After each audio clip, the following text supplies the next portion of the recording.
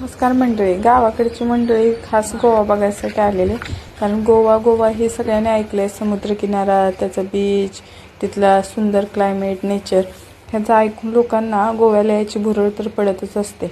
आणि मी येऊन वर्ष झालेलं माझ्या मम्मीला मला भेटायला आणि गोव्याला माझा संसार बघायला यायची खूप इच्छा होती आणि माझीही तशीच इच्छा होती. म्हणून मम्मी आणि आमच्या दीदीच्या सासूबाई असे मिळून दोघींनी ट्रिप प्लॅन केली. पण ट्रिप पण अशा वेळी प्लॅन केली की महाराष्ट्रात धो पाऊस पडत होता आणि गोव्यात एक दिवस पाऊस पडलेला आणि नंतर बऱ्यापैकी वातावरण चांगलं होतं. मग त्यामुळे मला पण टेन्शन आलेलं की त्यांनी यावं की न यावं.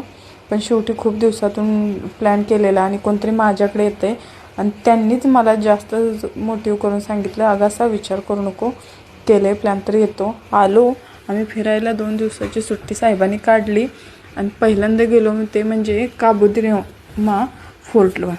मी पण तिथं पहिल्यांदाच गेलेली, कारण मी बऱ्यापैकी काबुद्रामा बीचवर जायचे, कारण तिथला समुद्रकिनारा मला प्रचंड म्हणजे प्रचंड आवडायचा.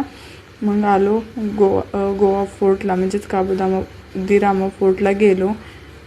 तिथं थोडंसं फिरलो, वरून कड्यावरून बघितलं समुद्र कसा दिसतोय, तिथं थोडं फोटो काढलं, गप्पा मारल्या आणि तिथून लगेच आलो काबुद्रामा बीचवर.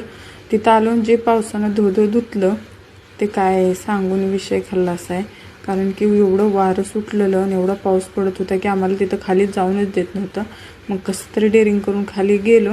5-10 मिनटं समुद्रकिनाऱ्यावर थांबलो आणि पाऊस कमी आल्यावरती मग त्या मातीतनं फिरलो, गप्पा मारल्या, फोटो काढले. कारण की इथं